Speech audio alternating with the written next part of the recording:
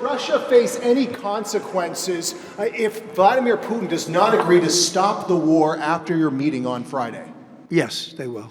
Yeah. What will the consequences there will be be? consequences. Sanctions, tariffs? There will be, I don't have to say, there will be very severe consequences, yes. How were your calls this morning with European leaders, and was it your call not to invite President Zelensky to your meeting with Putin?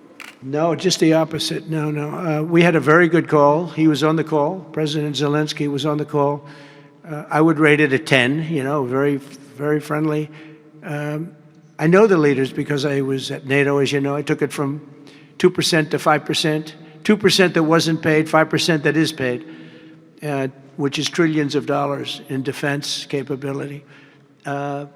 No, it was always going to be, I was going to meet with President Putin, and then after that, I'm going to call the leaders and President Zelensky. I'm going to call President Zelensky, and then I'll call, probably in that order, the leaders.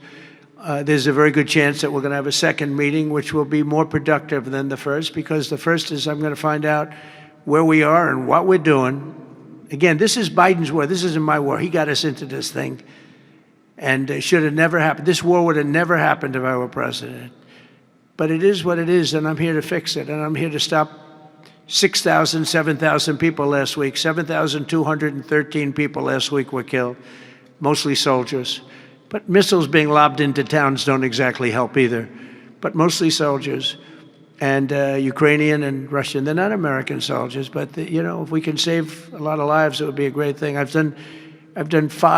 stopped 5 wars in the last 6 months. And on top of that, we wiped out the nuclear capability of Iran, obliterated it. It's turned out to be a correct word, by the way, because some of the press said, well, maybe it wasn't obliteration. It was obliteration. And we're going to meet with, I would say, the second meeting. If the first one goes okay, we'll have a quick second one. I would like to do it almost immediately.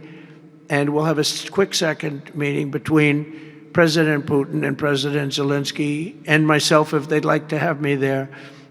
And that would be a meeting where maybe it could be absolutely work. But the first meeting will not work that out. Certain great things can be gained in the first. It's going to be a very important meeting. But it's setting the table for the second meeting. I think the second meeting, if the second meeting takes place. Now, there may be no second meeting, because if I feel that it's not appropriate to have it because I didn't get the answers that we have to have, then we're not going to have a second meeting.